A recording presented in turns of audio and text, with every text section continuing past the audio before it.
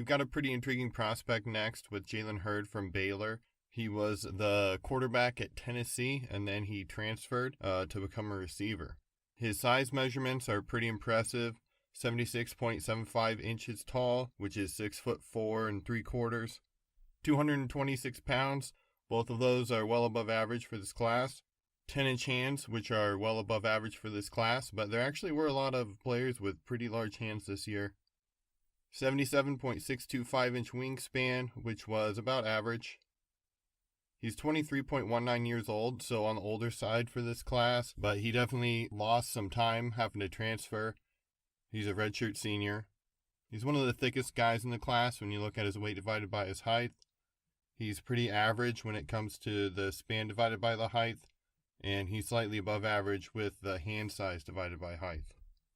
So Hurd went to the combine, but he only participated in one event, the bench, but he did put up an impressive 23 reps on the bench, which was one of the best in this class.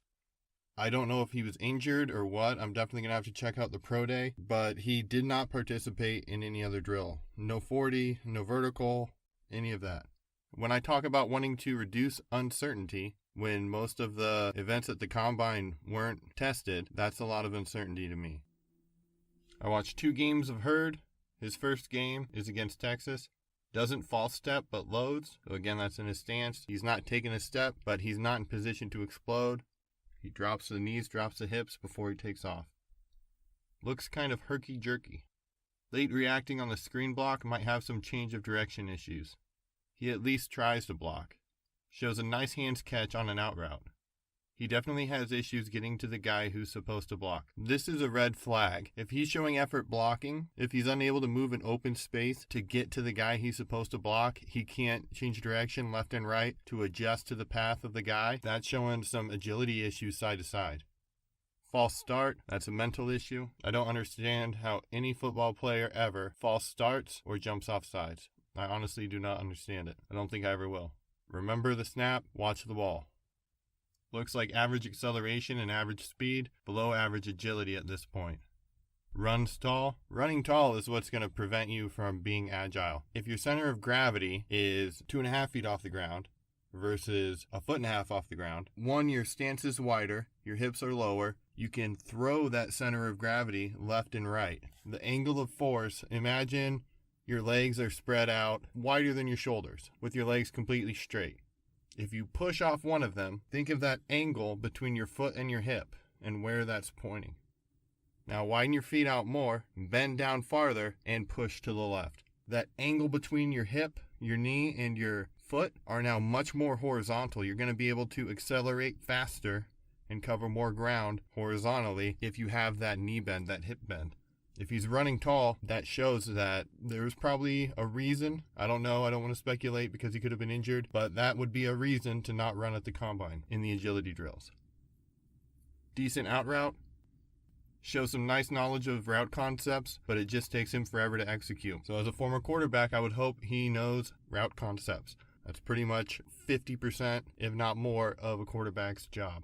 Him taking forever to execute could be a sign of bad athleticism, could be a sign of learning the wide receiver position. Short slant or a slant. When I say short slant, I mean a slant where you're taking less than 3 steps. 1 step slant. A slant is typically 3 steps. You're breaking at about 5 to 7 yards. So that one was kind of in between. On that slant, he made a great catch, but he just wasn't ready for the ball because of how long his route took. That's twice now where he's taken forever to run his routes. This is leading me to believe the combine testing was no accident. Did a good job of sitting down in the soft spot of the zone. Again, the soft spot of the zone is there are 4 defenders spaced evenly across the field. If you stand behind the defender, the quarterback can't throw the ball to you. Going in between those defenders and either closer to the line of scrimmage or behind the defenders, you have a larger radius where there are no defenders around you. That is the soft spot. A former quarterback should be able to find these pretty well. So it's good at least that he does understand these things and wasn't just an athlete trying to play quarterback. It actually kind of seems like the opposite, which is bizarre. A quarterback who isn't an athlete now playing wide receiver. Definitely shows effort blocking. You know I like to see that. I love me some blocking. Dropped an easy slant because he was checking the linebackers instead of looking for the football. So this is where his play speed and processing speed needs to improve. You got to be ready for the football. If you're a receiver, you have to diagnose quickly, read quickly, get to where you got to be, make the catch. Nice hands catch on the next slant. It is nice that he is hands catching and not body catching. Absolutely.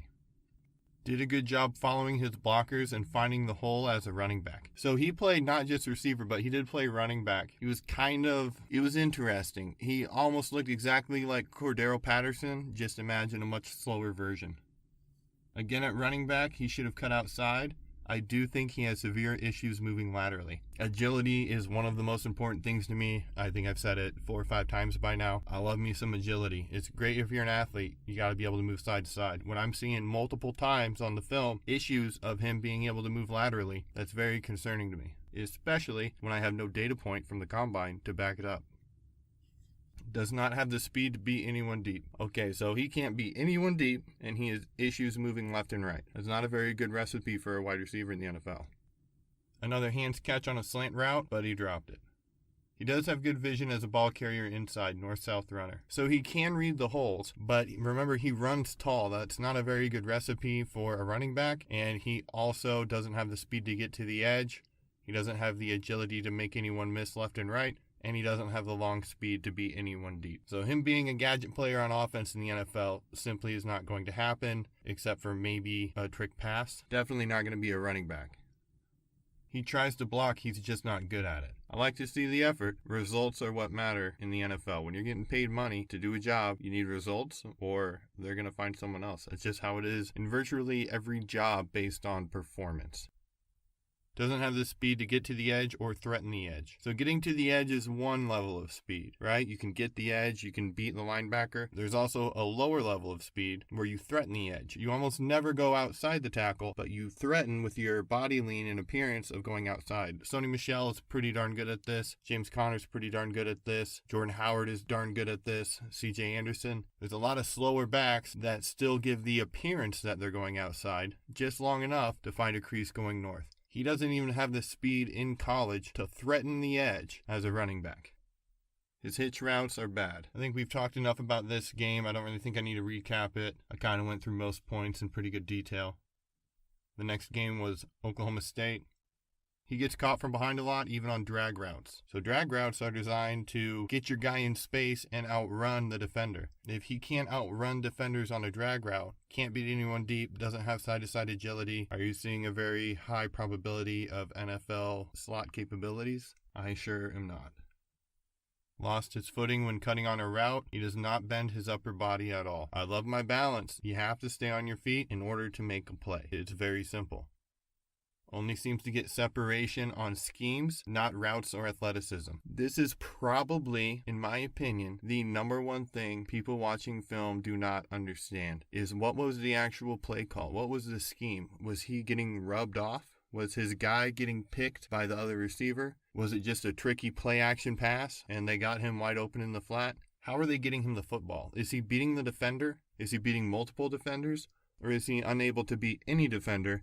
And they have to design plays specifically to let him touch the football. The way they were using Jalen Hurd, I think you can figure that one out for yourself. Again, knows how to sit down in the soft spot of the zone. Really is not a very good blocker. I will probably not draft him. Loses his balance a lot and can't separate. Did not watch any more games.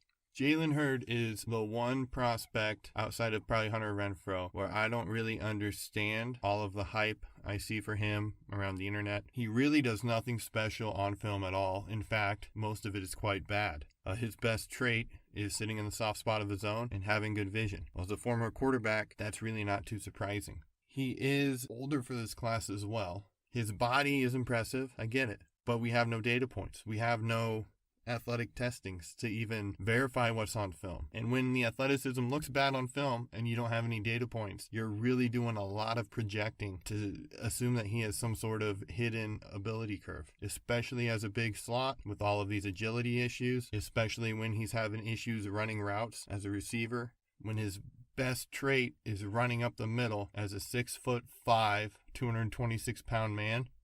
Very, very concerning.